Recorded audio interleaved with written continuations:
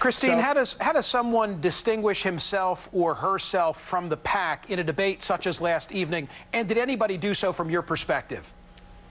I absolutely think somebody distinguished themselves, herself, and that was Hillary. But first, let me say, I think they all were appealing to the vegetarians in the Democratic Party because this debate had no meat.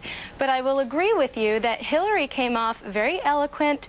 And if there was a winner, I would say it was Hillary. But you have to pay careful attention to what she did. She was very crafty in her message. She played to both sides. She appealed to the primary and the general audience. And I'll give you a specific example.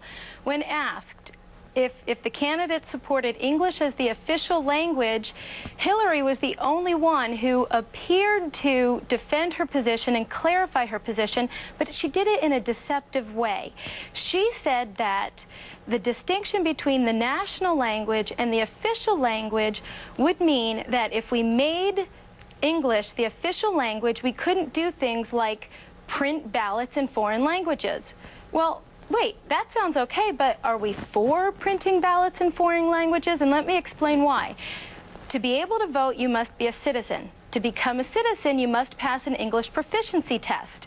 Now, that is something that Hillary is not for. I can't believe there's not some public discourse about the country and our relationship with the country where bin Laden is presumed to be hiding.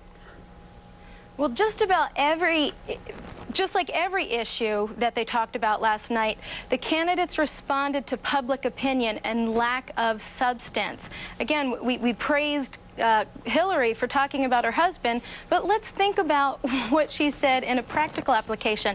She said if she became president, she would send her husband around the globe as a goodwill ambassador. Well, isn't that exactly what he's already doing? And when he does that, he commands a six-figure price tag per speaking engagement. Is he going to give that up Peter, to be good on the government payroll? Peter, do we get to a point? Peter, do we get to a point in this campaign where they are presented, the Clintons, as a twofer? And I guess there's some pun intended there, but I think not. I mean, I think clearly you kind of know what you're getting with Clinton in terms of his skills. But Christine raises a very important point. The president has said that he will be done with, he's made as much money as he'll ever need. He will not take another nickel for giving a speech, will not be sitting on boards making money. So that when his wife is in the White House, that's it. No dough. And I think that was a very smart thing for him to say.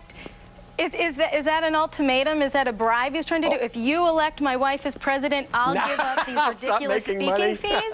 No, I mean, his point is... If he believes that, why doesn't he start now? He said that. So anyway, but look, here's the point. Here's the point about the Clintons. You have someone in Bill Clinton who is an extraordinarily gifted public speaker, an extraordinarily gifted diplomat, an extraordinarily gifted fighter for AIDS prevention. He's the best campaigner. He's the best campaigner in the field on either side of the aisle. And Christine, I think even you would have to acknowledge that. Christine, thank you. And Peter, thank you as well. Thanks. We appreciate you being here. Coming up.